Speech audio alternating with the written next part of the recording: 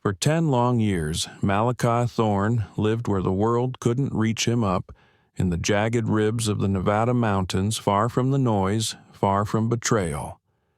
Once he'd worn a badge and believed in justice. Once he'd been a husband, a friend, a man with hope in his eyes. But that life ended the morning he walked in on the woman he loved wrapped in another man's arms. Since then, the cabin had been his world Woodstone silence. No visitors, no trouble, no heart left to give. He didn't mind the loneliness. At least, loneliness never lied. The night she came was the worst storm in weeks.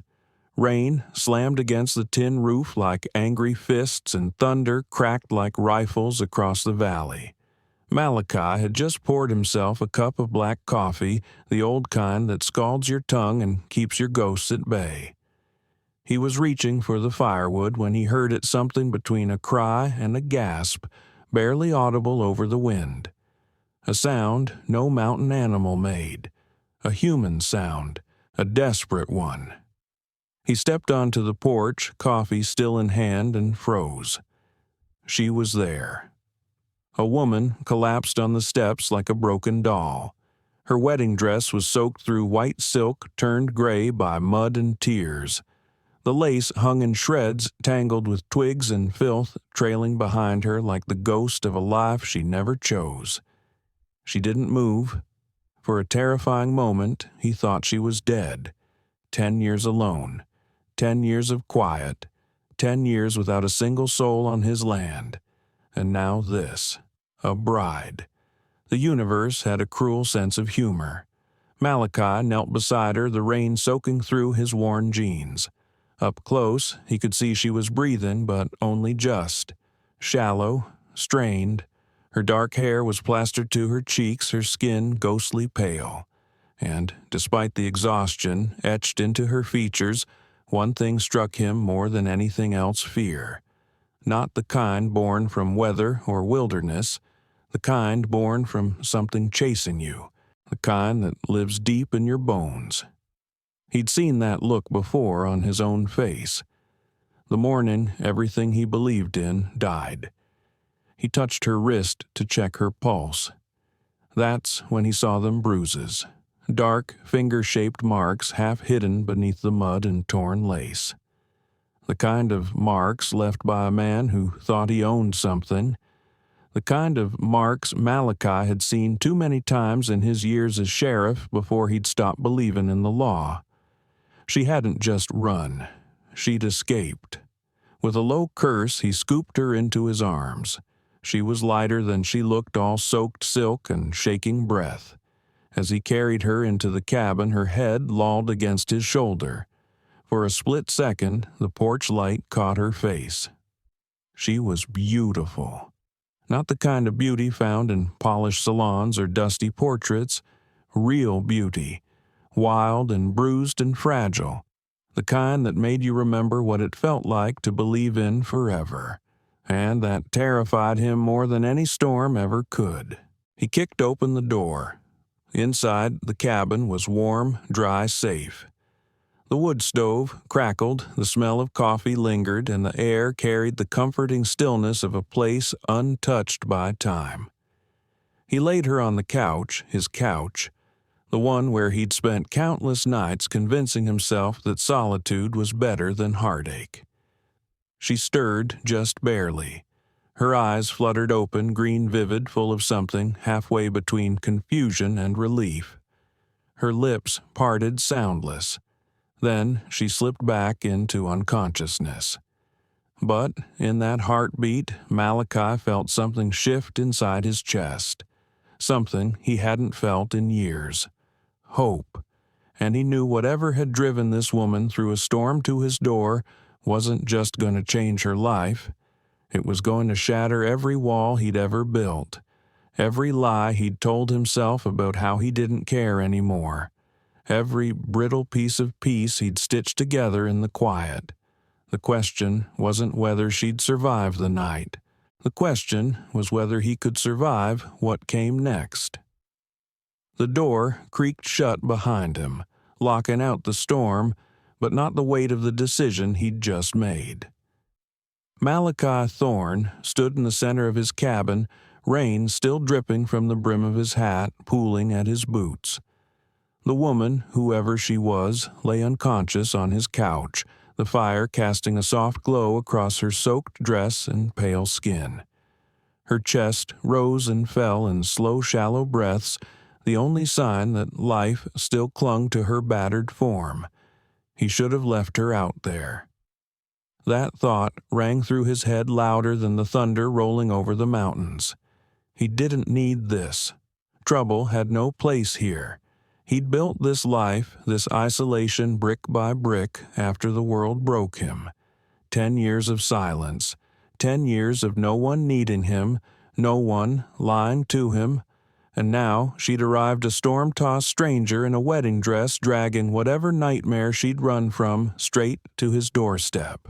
Malachi peeled off his coat and hung it by the door. His rifle rested in the corner, still loaded. He didn't need to look out the window to know something or someone was chasing her. The bruises on her wrist weren't from a stumble in the woods.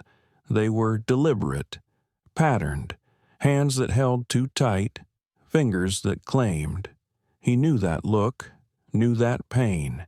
He'd worn that same numb, broken expression the day his own world fell apart. The day he found his wife with another man. The day he stopped being a sheriff and started being a ghost in his own skin. She whimpered softly in her sleep, shifting beneath the wool blanket he'd draped over her. Malachi stepped closer, crouched beside the couch, and gently moved a strand of hair from her face. Up close, her features were delicate, almost too delicate for someone who'd clearly survived something brutal. There were tiny cuts along her hairline, a scrape on her collarbone, and a tension in her jaw even as she slept. And that dress, soaked silk and tattered lace. The train lay like a trail of broken promises across his wooden floor. This wasn't a runaway bride on a whim. This was a woman running for her life. Malachi's jaw tightened. He stood pacing the floor slowly, the firelight throwing flickering shadows across the walls he'd built for solitude. 1,000 memories clawed at the edges of his mind, faces of victims who came to him for help, back when he still wore the badge, and the faces of those he couldn't save. Like Sarah Mitchell. Her name hit him like a hammer. 3 years ago, Sarah had come to him in tears, begging for protection. Said a powerful man was forcing her into marriage to cover a family debt. Malachi believed her, promised her the law would protect her. A week later, they pulled her body from the river. The coroner called it suicide, but Malachi saw the bruises, the same kind he now saw on the woman lying unconscious in his home, and the man who'd done it still walking free, still feared, still untouchable. Malachi had buried his badge the next day. He turned back to the couch. The firelight danced on the woman's skin, making her look almost ethereal, like something the storm had carved from shadow and flame. Her lips moved again, soundless words escaping in sleep. Maybe a name, maybe a prayer. He didn't ask for this, but fate never asked for permission. He moved to the stove and poured another mug of coffee, hands trembling slightly. The heat steadied him. As he stared into the dark liquid, he knew what came next wouldn't be simple. Someone would come looking. Whoever put those bruises on her didn't strike him as the type to let go easily. And if they came, they wouldn't knock politely. The woman groaned suddenly, and Malachi turned. Her eyes blinked open, startled glassy green wild like a hunted animal. She clutched the blanket tighter, eyes darting around the cabin, taking in the unfamiliar space, the fire, the man standing a few feet away. "You're safe?" he said, his voice rough from years of disuse. She didn't believe it. He saw that in her face, and honestly, he didn't blame her. He hadn't believed in safety in a long time either. I. Her voice was a rasp. Where? You're at my ranch, he said. Middle of nowhere, which I'm guessing is exactly where you meant to end up. A beat of silence passed between them. Tense. Raw. My name's Malachi Thorne. Been up here alone a long time. His voice dropped quieter. You showed up on my porch in the middle of the worst storm this month. Passed out. Dress was soaked through. Figured you wouldn't want to freeze to death. He gestured toward the fireplace where her wedding dress now hung on a makeshift line. Steam still rose from the fabric. Her lips parted. Thank you. But her voice was laced with something heavier. Suspicion, weariness, survival. Then the question came low and sharp. What do you want? Malachi flinched, not from the words, but from how familiar they felt. How many times had he asked that same question after his own heart was broken?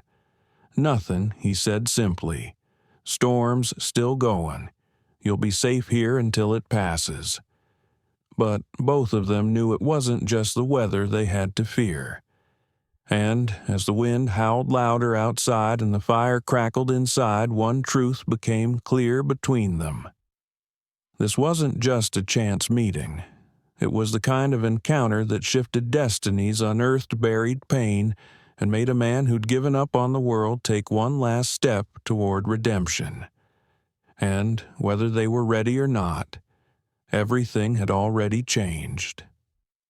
The storm raged outside, but inside the cabin it was the silence that carried weight. Evangeline sat curled on the edge of the couch, wrapped in the wool blanket like armor, her green eyes fixed on the dancing fire. The borrowed clothes, simple pants, and a faded flannel shirt dwarfed her frame, but somehow made her look stronger. Less like a runaway bride and more like a woman gathering what strength she had left. Malachi sat across from her, silent but steady, a mug of untouched coffee cooling in his hands. He didn't press her. He knew better than most that sometimes silence was the only thing keeping a person from breaking. But eventually she spoke, and when she did, her voice was a whisper wrapped in steel. My brother owes money. Malachi didn't react. He waited. A lot of it, she continued. Gambling debts. He tried to fix it. Promised me it'd be fine. Said he had a plan. She looked away, shame tightening her features. The plan was me. The room seemed to hold its breath. They arranged it quietly. She said, her voice barely above the crackling of the fire. A marriage. Legal. Binding. No one questioned it. Why would they? I was lucky, they said. Getting a husband like Clayton Voss. The name hit the room like a rifle shot. Malachi's jaw clenched. You married Clayton Voss. I ran from the altar before I could. He stood slowly crossing to the fireplace, tossed another log on the flames like it might burn the rage out of him. But it didn't. He didn't have to ask who Clayton was, he already knew. The man owned half the silver mines in Nevada, controlled judges, lawmen, and bank accounts with a flick of his pen. Ruthless, powerful, dangerous. He was the kind of man who bought people like property and broke them when they stopped being useful. He said it was a generous offer. Evangeline continued, her voice brittle. That he was doing me a favor, saving my brother's life, giving me a future. Said I should be grateful.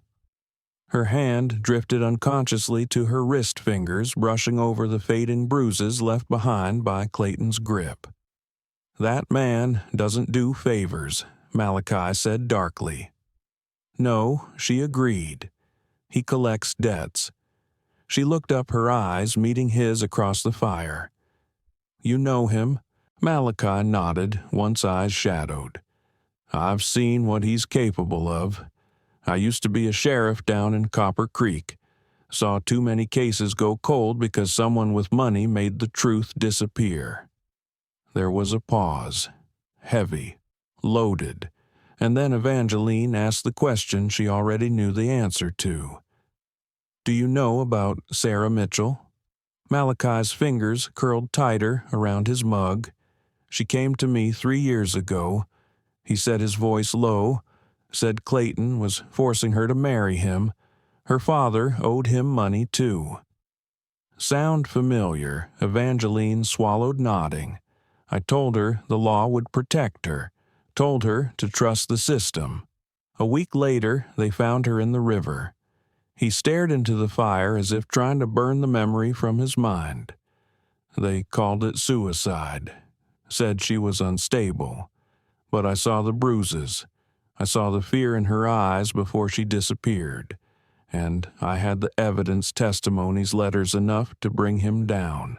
Evangeline leaned forward, gripping the blanket tightly. "What happened?" "The files vanished," he said bitterly. The witnesses recanted. Sheriff got himself a shiny new house and suddenly didn't want to press charges.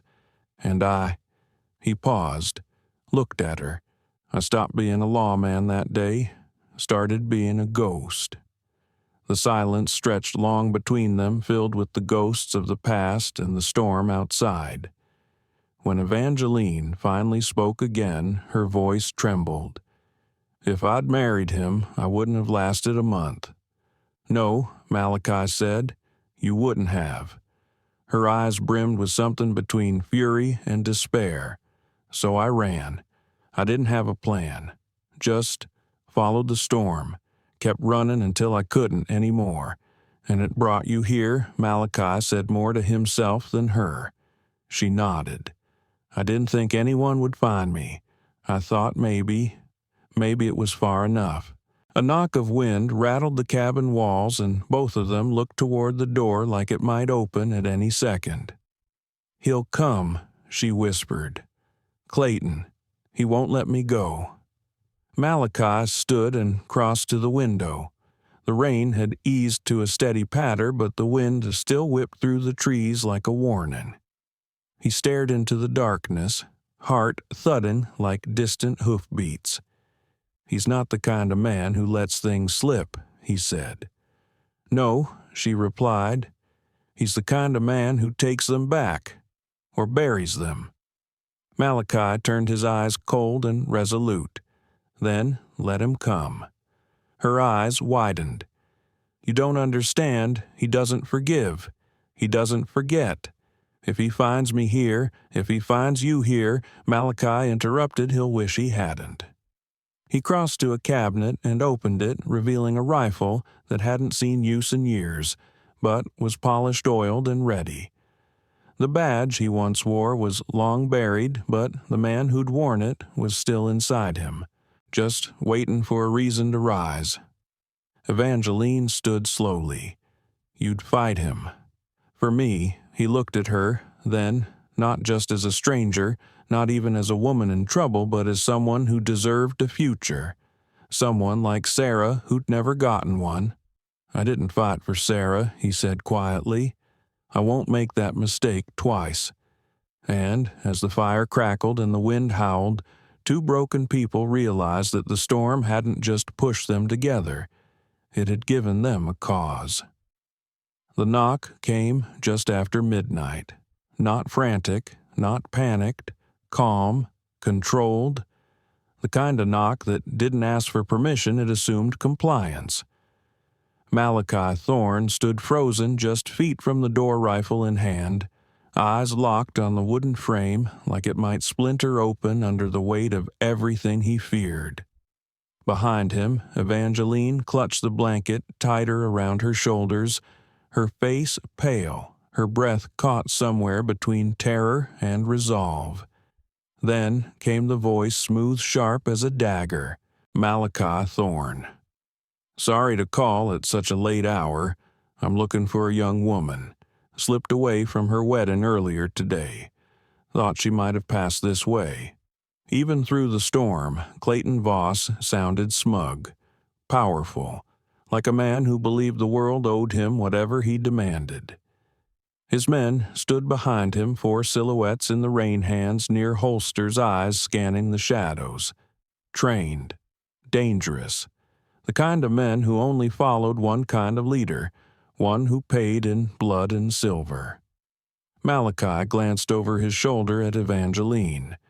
Whatever happens next, he said softly, "You stay hidden. That's not a request." She wanted to argue. He saw it in her eyes.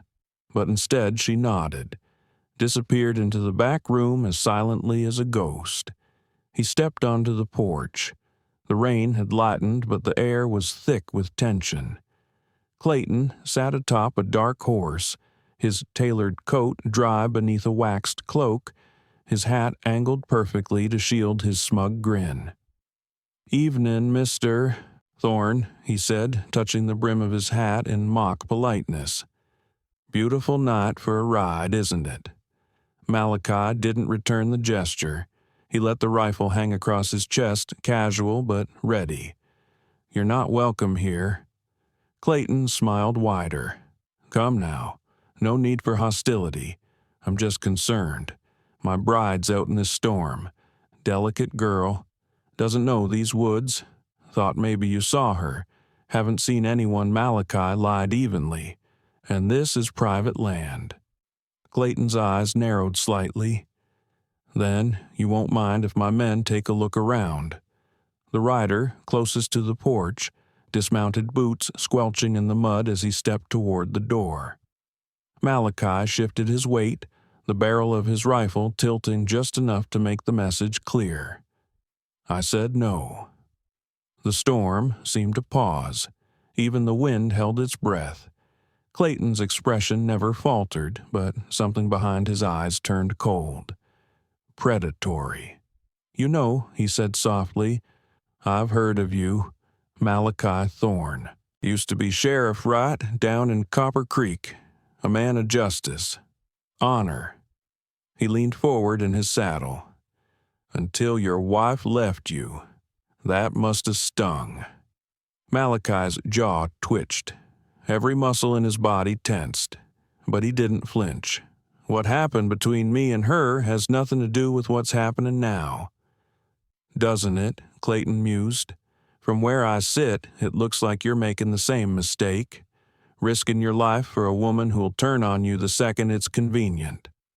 His voice turned sharper. "Evangeline is unstable. She attacked me earlier today. I've got the scratches to prove it. This isn't just about a marriage, it's about safety. For everyone." Malachi saw the scratches. He also saw the truth. Defensive wounds. He didn't say a word. The man on the porch took another step. Malachi raised the rifle, not pointed, not aimed, but no longer passive. Take one more step, and we see what happens. The tension was seconds from erupting when the sound of hooves cut through the night, a lone rider approaching fast. All heads turned as a young man galloped into the clearing, reining in hard and sliding to a stop in the mud. Deputy Morrison, dripping breathless and clearly not here by invitation. Mr. Voss, the deputy, called, nodding stiffly. "You're needed back in town. Urgent matter at the Blackwood mine. Sheriff's orders." Clayton's jaw clenched. Whatever was happening at the mine, it was enough to make him hesitate. Malachi saw it, the flash of calculation behind his eyes, the shift from confrontation to strategy. Clayton turned his horse with slow precision. "This isn't over, Thorne," he said flatly. "Evangeline belongs to me, and I always collect what's mine." Malachi didn't blink. "She doesn't belong to anyone. And if you come back, bring more men." Clayton rode off into the storm, his men following without a word. Only Morrison remained staring after them until the last echo of hooves disappeared. Then he looked at Malachi. "You should leave the territory," the deputy said quietly. "Clayton Voss doesn't forget." Malachi didn't answer. He was already turning toward the cabin. Inside, Evangeline had emerged from hiding. Her face was pale, her body still trembling, but her eyes, they were filled with something more dangerous than fear. Guilt. "You should have let him take me," she whispered. "You don't understand what you've done." Malachi met her gaze. "I know exactly what I've done." Outside, the rain continued to fall, but the worst of the storm wasn't weather anymore, it was a man, a threat, a history written in blood and silence. And now, a reckoning was coming.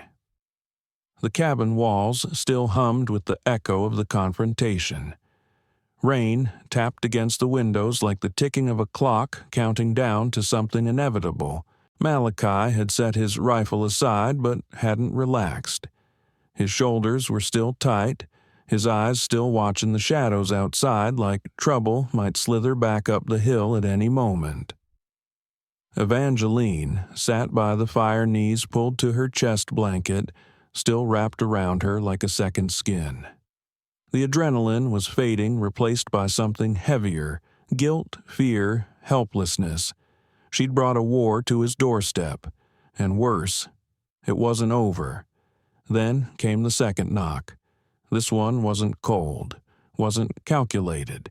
It was hesitant, human, almost apologetic. Malachi grabbed his rifle and moved to the door, signaling Evangeline to stay back. Through the rain-blurred window, he saw a figure young, soaked to the bone, familiar. "It's Deputy Morrison," came the voice, cautious but sincere.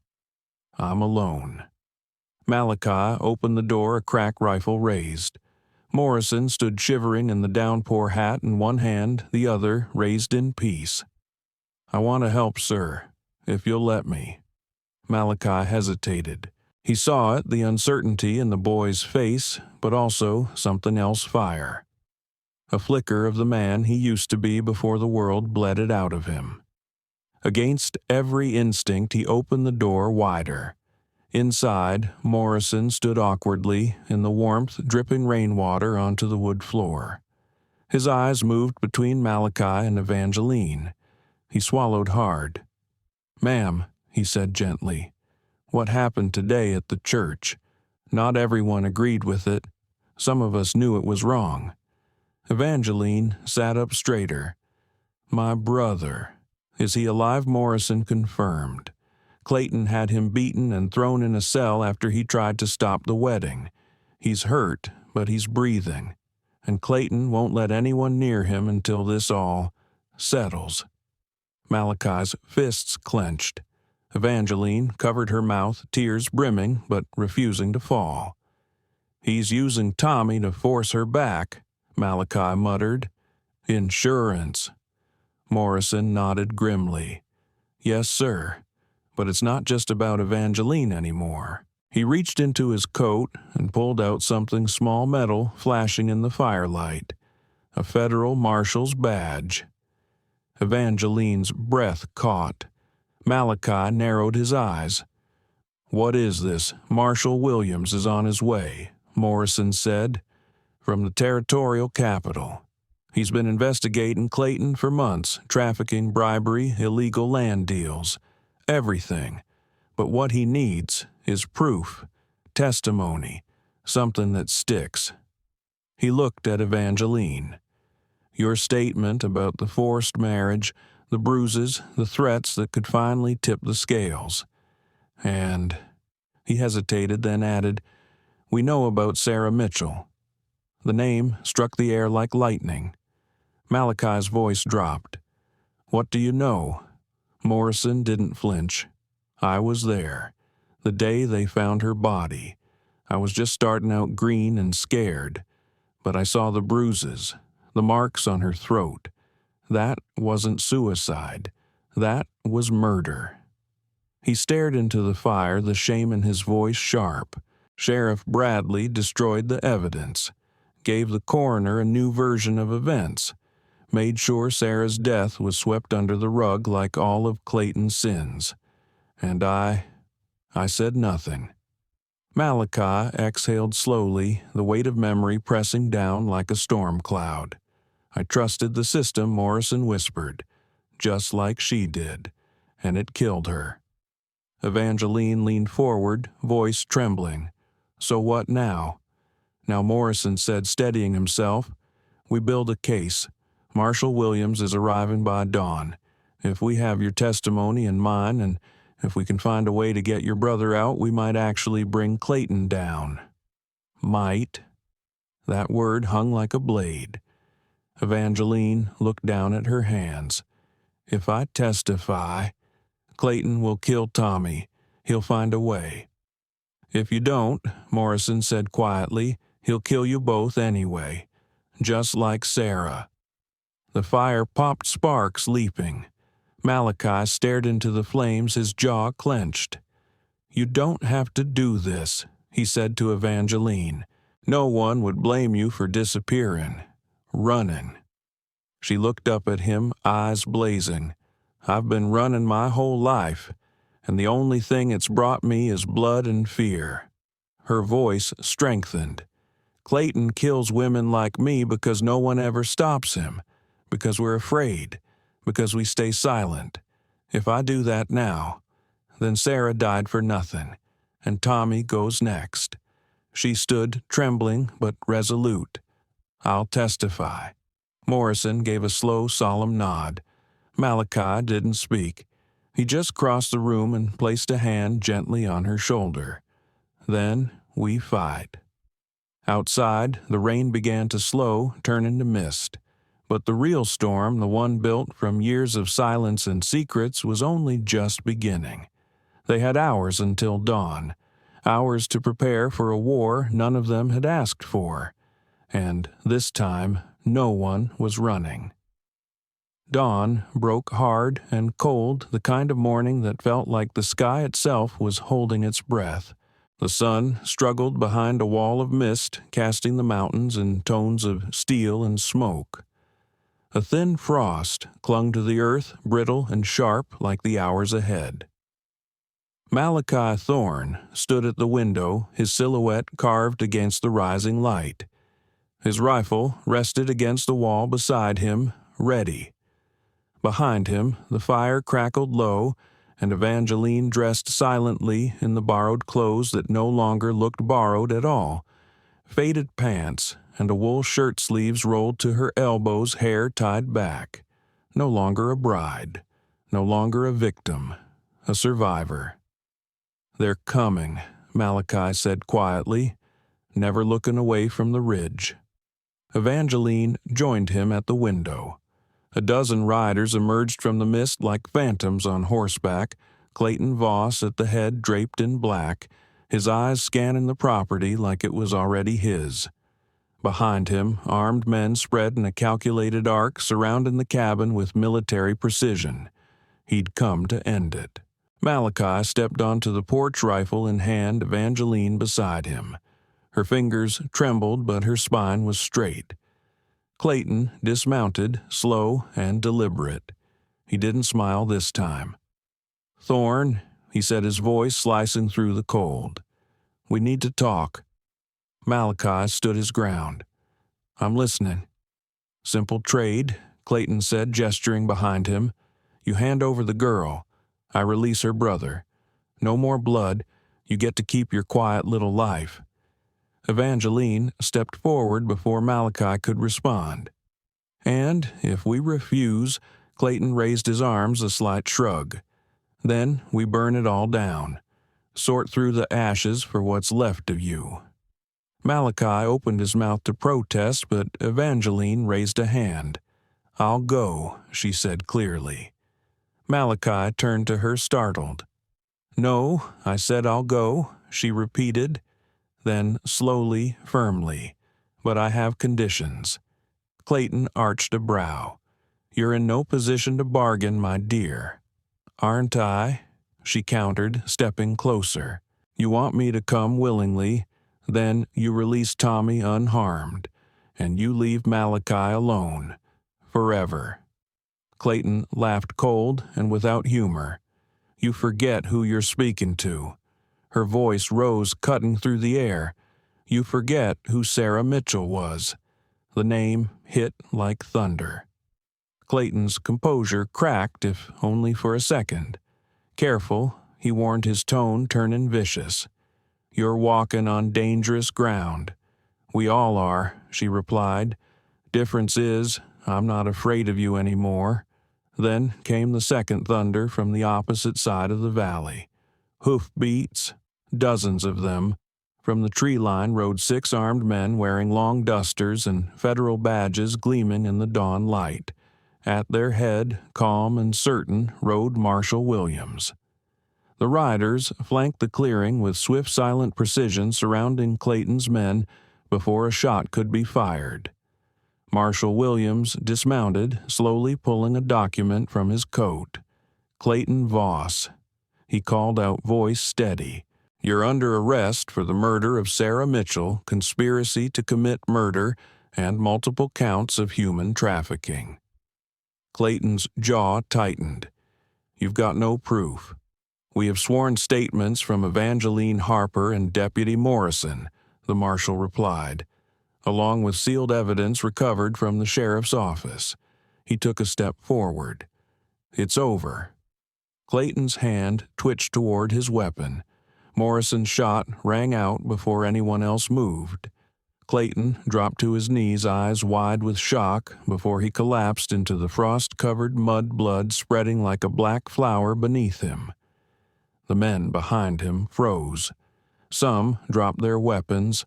Others turned to flee only to meet the steady aim of federal rifles. It was done. The nightmare that had haunted too many lives for too long ended in a heartbeat. Evangeline staggered back, the adrenaline finally breaking. Malachi caught her holding her upright as the fight drained out of her body. I didn't think it would end, she whispered. Malachi looked down at her eyes, soft voice low. Neither did I, but it had to. Tommy was found within the hour, battered but alive, released from a cell where Clayton had stashed him like a bargaining chip. Morrison rode with him back to town, escorting him to safety. And by sundown, Marshal Williams had begun dismantling the web of corruption that had allowed Clayton's empire to thrive. The territory would never be the same, but neither would they. The shot that ended Clayton Voss echoed through the mountains like a long overdue reckoning. As his body hit, the mud face twisted in disbelief. Silence fell over the clearing. For a moment, even the wind forgot to blow. The man, who once held the territory in his iron grip, who bought sheriffs and buried secrets, now lay broken beneath the gray morning sky. Deputy Morrison stood frozen smoke, still curling from the barrel of his revolver. His hands shook not from fear, but from the weight of justice finally served. He had waited 3 years for that shot, for Sarah Mitchell, for every girl silenced by fear. Marshal Williams stepped forward, calm and composed, issuing orders. Clayton's men dropped their weapons, some kneeling, some running. But there was nowhere left to hide. Federal rifles and cold truth had arrived in force. Evangeline collapsed to her knees, overwhelmed by the sheer finality of it. Malachi dropped aside her, wrapping her in his arms as the storm inside she finally broke. For months she'd lived on the edge, hunted, bruised, owned like a piece of property. But not anymore. Tommy was brought in not long after, limping but alive.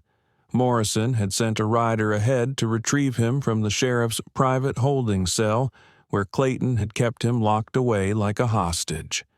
His face was swollen, ribs likely cracked, but when he saw Evangeline, he managed to smile through the pain. "Told you I'd stop the wedding," he rasped. She laughed and wept at the same time, pulling him into a careful embrace. "You almost got killed yourself," she whispered. "Worth it." Marshal Williams watched the reunion with quiet recovery before turning his attention to Malachi. "We'll be bringing charges against Sheriff Bradley along with several others. The files we recovered from Clayton's home paint a picture that goes back years. Bribery, trafficking, extortion, it's all coming down." Malachi nodded grimly. should have happened long ago. Maybe the marshal agreed. But it's happening now, and you helped make that possible. The rest of the day passed in Waves Arrest's medical aid interviews, but through it all, one truth held firm: Clayton's empire of fear was finished. Days later, word spread across the territory. The once untouchable Voss dynasty had fallen. Sheriff Bradley was stripped of his badge, and dozens of victims came forward emboldened by Evangeline's courage. What once thrived in shadow now stands exposed in the light. And Malachi Thorne, the hermit who once vowed never to love again, found himself rebuilding not just a ranch, but a future. 6 months later, on a spring morning filled with wildflowers and clean air, Evangeline stood once again in front of a church. This time she wore no lace veil, no corset, no borrowed name.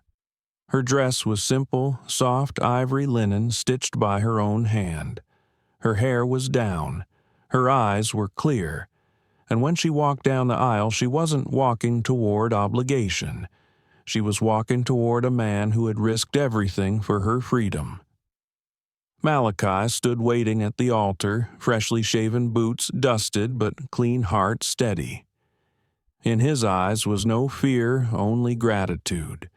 That she had chosen to stay. That life had given him one more chance to love and get it right. The chapel wasn't filled with socialites or politicians. It was filled with ranch hands, farmers, old friends, and a few strangers who had heard the story and came to see if it was real. Deputy Morrison stood in the back, hat in hand, smiling like a man who'd finally made peace with himself. And when the vows were said, they were not whispered through trembling lips, but spoke strongly and clearly. To protect, not possess. To walk beside, not behind. To love with choice, not fear. The kiss was quiet, gentle. The kind of kiss that said, "We survived." The kind that came after fire and rain and war. As they stepped out into the sunlight, the townspeople cheered, not because a wedding had taken place, but because a truth had triumphed.